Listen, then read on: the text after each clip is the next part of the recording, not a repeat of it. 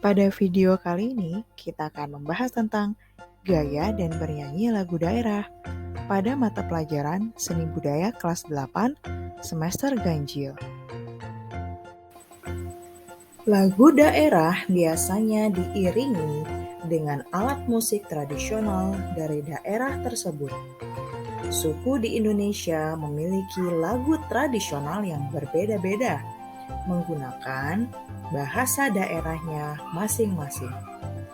Indonesia memiliki lagu dan alat musik tradisional yang dipengaruhi dari berbagai negara lain, seperti India, Cina, Portugis, dan lainnya. Selanjutnya, kita akan membahas tentang fungsi-fungsi dari lagu daerah. Yuk, kita simak. Fungsi lagu daerah yang pertama adalah sebagai sarana upacara adat. Lagu daerah dapat digunakan sebagai pengiring upacara adat, seperti terlihat dari video berikut ini, yaitu adalah upacara serentahun atau panen padi. Dalam acara ini menggunakan alat musik angklung dan lainnya yang diselenggarakan di daerah Banten, Jawa Barat. Serentahun digunakan untuk memperingati atau merayakan panen padi yang artinya tanda bersyukur kepada Tuhan Yang Maha Esa atas berkah hasil panen yang didapatkan. Dari Banten, Jawa Barat, kita beralih ke Sumba Barat. Musik atau lagu daerah bisa digunakan untuk mengiringi upacara Wula Podu yang merupakan ritual penganut kepercayaan Merapu Sumba Barat yang diselenggarakan untuk mengucap syukur kepada Mori Loda Mori Pada atau pemilik hari dan alam sejagat atas berkah hasil panen yang didapat sepanjang tahun dan tahun mendatang. Selain untuk sarana upacara adat, lagu daerah juga digunakan untuk mengiring tari daerah. Musik daerah berfungsi sebagai iringan tari daerah, dikarenakan musik dapat berpengaruh pada perasaan seseorang yang mendengarkannya untuk melakukan gerakan-gerakan indah dalam tarian. Contoh karya tari diiringi musik daerah yaitu ada tari kecak yang berasal dari Bali, tari Pakarena dari Sulawesi, tari Mandalika dari Nusa Tenggara Barat, tari Ngasek Jawa Timur, tari Mengap Jambi, dan tari Mansorandat dari Papua. Fungsi lagu daerah yang ketiga yaitu adalah sebagai media bermain. Lagu-lagu rakyat atau dikenal dengan istilah folk songs tumbuh subur di daerah pedesaan dan banyak digunakan sebagai media bermain anak-anak. Contoh lagu rakyat yang dijadikan permainan meliputi lagu Cublak-Cublak Seweng dari Jawa Tengah, Ampar-Ampar Pisang dari Kalimantan, Ambil-Ambilan dari Jawa Barat, Tanduk Majeng dari Madura, Sang Bangau, dan Po Ame-Ame dari Betawi. Ayo, kira-kira dulu waktu kita kecil nyanyi lagu daerahnya sambil bermain yang mana ya? Fungsi lagu daerah yang terakhir adalah sebagai media penerangan.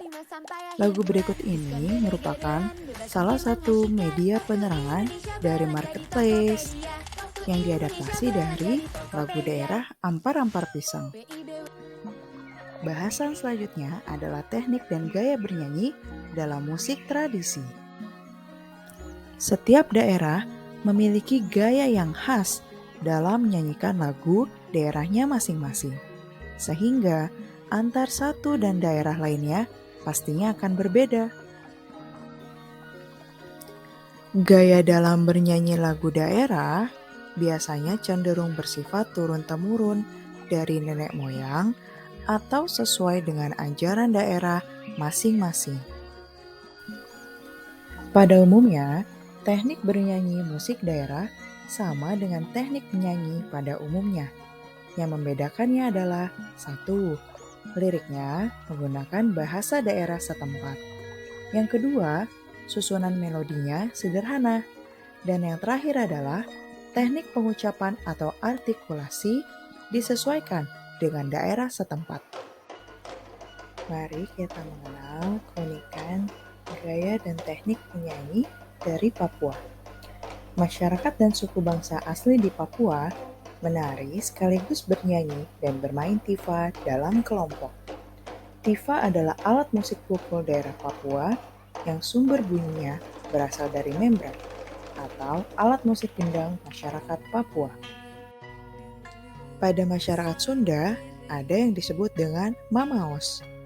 Mamaos dikenal juga dengan tembang Cianjuran yang telah lama dikenal jauh sebelum Indonesia merdeka. Pada awalnya, mamaos dinyanyikan hanya di kalangan kaum lelaki. Namun selanjutnya, mamaos berkembang dan dinyanyikan juga oleh kaum wanita. Di suku Jawa, penyanyi musik tradisional disebut dengan pesinden atau sinden. Sinden adalah sebutan bagi perempuan yang bernyanyi mengiringi gamelan, umumnya sebagai penyanyi satu-satunya. Menurut Ki Mujoko Joko Raharjo, sinden berasal dari kata pasindlan, yang berarti kaya akan lagu atau melantunkan lagu. Sinden juga disebut waranggana, yang berasal dari kata wara dan anggana. Saat ini, sinden tidak lagi tampil sendiri dalam pagelaran, tetapi bisa mencapai 8 atau 10 orang, bahkan lebih, untuk pagelaran yang bersifat spektakuler.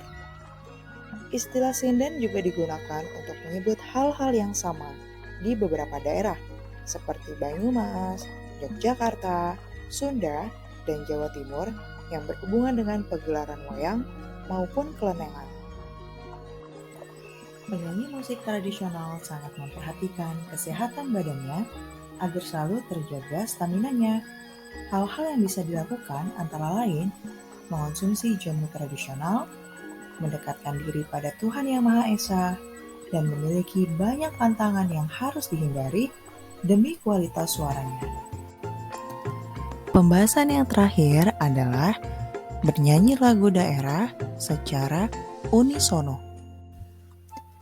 Secara etimologi, kata unisono berasal dari kata uni yang berarti satu dan sono yang berarti suara. Sehingga bisa diartikan unisono berarti menyanyi dalam satu suara. Teknik bernyanyi secara unisono dapat dilakukan perorangan maupun banyak orang. Banyak masyarakat dari beberapa suku di Indonesia yang terbiasa bernyanyi dalam satu suara, yaitu sesuai dengan melodi pokoknya saja.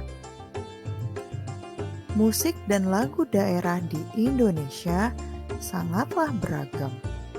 Masing-masing mempunyai keunikan dan gaya daerah tersendiri. Lagu-lagu daerah biasanya berisi nilai-nilai moral yang perlu diwariskan. Salah satu keunikan lagu daerah datang dari Kalimantan.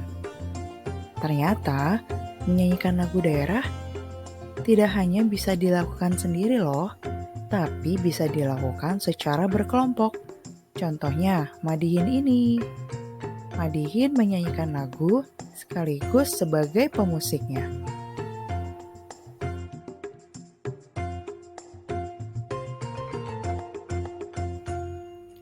Terima kasih sudah nonton video ini. Jangan lupa subscribe ya.